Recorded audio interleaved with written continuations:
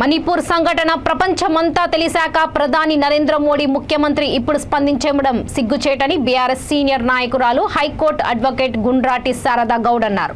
హైదరాబాద్ అంబర్పేటలోని తన క్యాంప్ కార్యాలయంలో విలేకరుల సమావేశంలో మాట్లాడుతూ మణిపూర్లో తెగల మధ్య గొడవ, రాజకీయ ఆధిపత్యం గొడవ, రిజర్వేషన్ల గొడవ, ప్రకృతి సంపదను మోడీ దోస్తు అదానీ, అంబానీలకు కట్టుబెడుతున్నారా అని ప్రశ్నించారు. నరేంద్ర మోడీ, అమిత్ షా తమ పదవులకు రాజీనామా చేసి మహిళలకు క్షమాపణ చెప్పవలసిందేనని అన్నారు. బీజేపీ రాష్ట్ర అధ్యక్షుడిగా బాధ్యతలు చేపట్టిన కిషన్ రెడ్డిని అడిగితే తనకు ఏమీ తెలియదంటూ దాటవేయడం సరికాదని ప్రశ్నించారు. రాష్ట్రంలో మహిళలకు ముఖ్యమంత్రి కేసీఆర్ ఎన్నో పథకాలు నిర్వహించి మహిళలను ఆదుకుంటున్నారని గుర్తు చేశారు.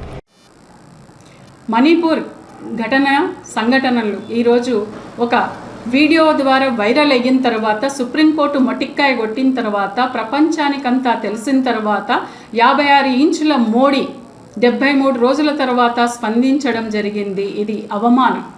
భారతదేశంలో ఉన్నటువంటి మహిళలందరికీ కూడా, భారతమాత కూడా సిగ్గుతో తలదించుకోవాల్సినటువంటి ఘటన. మరి కేంద్రంలో బీజేపీ ప్రభుత్వం, మణిపూర్లో కూడా బీజేపీ ప్రభుత్వం. మరి అక్కడ సీఎం గారిని అడిగితే మీకు ఇలాంటి ఘటనలు ఒక్కటే తెలుసు, కానీ ఎన్నో ఘటనలు జరుగుతున్నాయని చెప్పినటువంటి ఆ సీఎం గారిని చూస్తే నిజంగా సిగ్గులేదా అని చెప్పేసి ఈరోజు మహిళా లోకం ప్రశ్నిస్తుంది. మరి అఖిలపక్షాన్ని తీసుకొని వెళ్ళాల్సినటువంటి మోడీ, అక్కడ ఏం జరుగుతుందో చూపించాల్సినటువంటి మోడీ పార్లమెంట్లో చర్చకు వెనకడుగు వేస్తున్నాడు. సుప్రీంకోర్టు ద్వారా సిట్టింగ్ జడ్జిని పెట్టి అక్కడ నిజ నిర్ధారణ కమిటీ వేసి అక్కడ ఏం జరుగుతుంది, ఇంతకు ఆ తెగల మధ్యల గొడవనా, లేకపోతే రాజకీయంగా ఆధిపత్యం కోసం గొడవనా, రిజర్వేషన్ల గొడవనా, లేకపోతే ప్రకృతి సంపదనంతా కూడా దోచి తన దోస్తులైనటువంటి అదానీ అంబానీలకు పెట్టడానికి ఏదైనా భారీ ఎత్తున ప్రణాళిక ఏమన్నా మోడీ షా ద్వయం చేస్తున్నారా? వీటన్నిటి మీద కూడా తేటతెల్లం కావాల్సినటువంటి అవసరం ఉంది. ఎందుకంటే ఇట్లాంటి విషయాల గురించి చర్చించకపోతే ఇలాంటి ఘటనలు ఇంకా కూడా ఎన్నో జరిగే అవకాశాలు ఉన్నాయని చెప్పేసి మహిళా లోకం ఎలుగెత్తి కోడైగూస్తున్నటువంటి సందర్భంలో ఈరోజు కొత్తగా రాష్ట్ర అధ్యక్షుడిగా బాధ్యతలు తీసుకున్నటువంటి కిషన్ రెడ్డి గారిని అడిగితే నాకేం సంబంధం లేదు, నాకేం తెలియదు అని చెప్పేసి మాట్లాడడం అనేది శోచనీయం.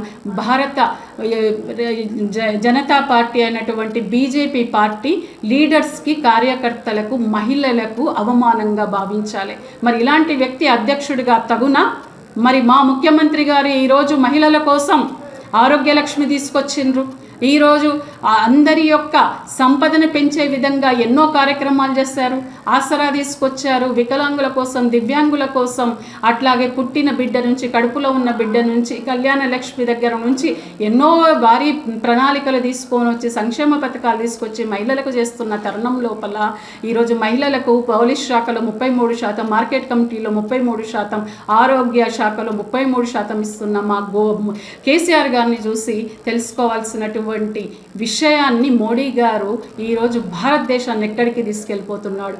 మరి మా కేసీఆర్ లాంటి వ్యక్తి ఈరోజు భారతదేశంలో ఎక్కడ కూడా లేరు. మరి నేను ఒక్కటే చెప్తున్నాను, ఈరోజు మా బీఆర్ఎస్ పార్టీ తరఫు నుంచి కేసీఆర్ సాబ్ ఆగే బడో, మీకు ఈ భారతదేశం మొత్తం కూడా పిలుస్తుంది. మీలాంటి వ్యక్తులు ఈ భారతదేశానికి అవసరం. మోడీ లాంటి వ్యక్తులు ఇంటికి పోవాల్సిందే, రిజైన్ చేయాల్సిందే.